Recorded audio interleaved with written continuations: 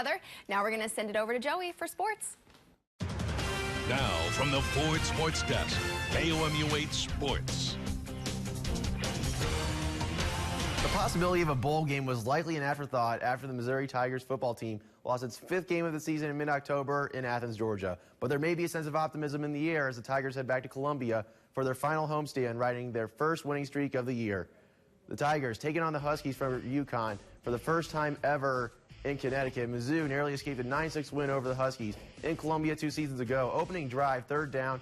Locke finds Ish Witter on the screen, but he stopped just short of the 1st down. Not quite used to that natural grass compared to the turf at Faroe. UConn forces a punt, but the snap goes over Corey Fatoni's head out of the back of the end zone. Huskies get a safety out of the play, going up 2-0 in just the blink of an eye. Not much that Fatoni could do about that one. Tigers much more efficient and clean on their second drive. Drew Locke hits Jamon Moore, a 4-yard fade for the touchdown. Tigers go up 7-2, and that was just the beginning of an offensive onslaught. Next drive, Locke finds Albert Okwuegbunam, another 4-yard touchdown pass, makes it 14-2, and you know the drill from here. One drive later, once again, Locke to Albert O, the freshman, now leading all FBS tight ends with 7 touchdown catches on the year. Locke finishes the night with a new single-game high, 31 completions, and his third 5-touchdown effort of the season, all against non-conference opponents. Barry Odom gets his first road win as Mizzou's head coach. The Tigers trounce the Huskies 15-12.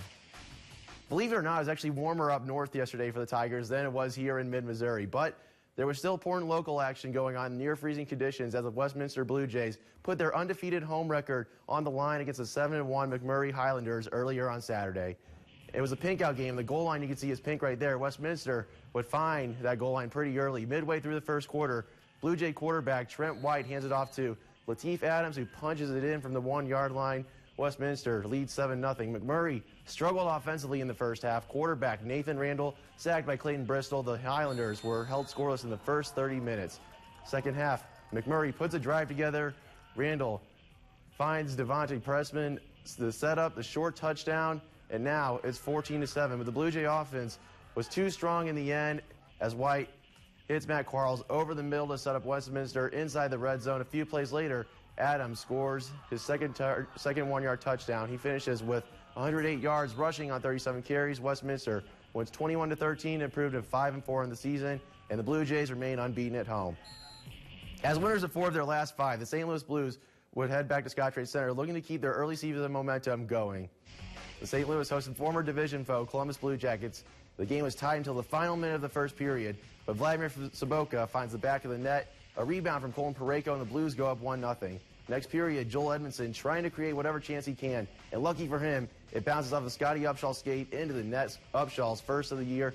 Blues extend their lead to 2-0. Edmondson eventually picked up a goal in the third period. Jake Allen with another strong performance in the net with 32 saves, and the Blues defeat the Blue Jackets 4-1. St. Louis is now the only NHL team to not be defeated at home grounds this year. And shifting gears over to the World Series, the Dodgers looking to avoid a 3-1 series deficit against the Astros. Bottom of the 6th, tied game. Alex Wood cruising through 5 2/3 no-hit innings, but like many others, he's the victim of the long ball in this series. George Springer breaks up the no-no, gets the Astros on the board. 1-0 lead for Houston, but the Dodgers eventually tied this game heading into the 9th inning. 2 runners on for Cody Bellinger, arguably a Rookie of the Year candidate, and he does not disappoint right here. Look at this opposite field line drive. The go-ahead hit gives the Dodgers a 2-1 lead.